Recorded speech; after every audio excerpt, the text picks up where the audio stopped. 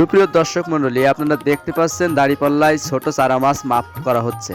এই মাছ কৃষক ভাই দূর দূরান্ত থেকে মাছ কিনে নিয়ে এসে নিজের ঘের বা পুকুরে ছেড়ে দিচ্ছে, যাতে বছর শেষে এই মাছটা মানুষ করার পর খাদ্য এবং সাথে সাথে পাশাপাশি সমস্ত পরিচর্যা করার পরে কত সুন্দরভাবে মাছটা ছেড়ে মানুষ করছে এবং মাছটাকে পানিতে ছেড়ে দিচ্ছে আহরণ করার জন্য, পরবর্তীতে যাতে মাছটা অনেক সুন্দর বাড়ে জলদি জলদি পানিতে ছেড়ে দিচ্ছে।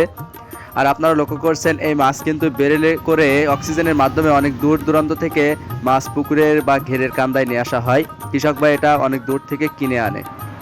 তো আপনারা লক্ষ্য করছেন, আমি ঘুরিয়ে ঘুরিয়ে আপনাদেরকে দেখাই, দাঁড়িপাল্লায় মাপ করা হচ্ছে। দাঁড়িপাল্লায় মাপ করার পর এই মাছটা কিন্তু সঠিক পরিমাপ মতো পুকুরের ভিতরে মাছ ছেড়ে দেওয়া হবে। আরও যে মাছ ছেড়ে দেওয়া হয়েছে পুকুরে, আপনারা লক্ষ্য করছেন এই পুকুরে কিন্তু অধিক পরিমাণ মাছ দিলে আবার কিন্তু মাছের অতিরিক্ত চাপ বেড়ে গেলে মাছ কিন্তু বাড়বে না।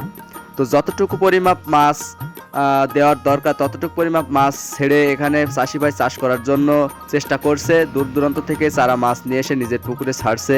কত কষ্ট করছে দেখুন কৃষক ভাই, আর কি মাছ ছাড়ছে তো আপনাদেরকে দেখানোর চেষ্টা করব। বেরেল থেকে পানির মাধ্যমে নেট দিয়ে কত সুন্দরভাবে মাছগুলো রাখছে, যাতে মাছ নিচে পড়ে ক্ষতিগ্রস্ত না হয়।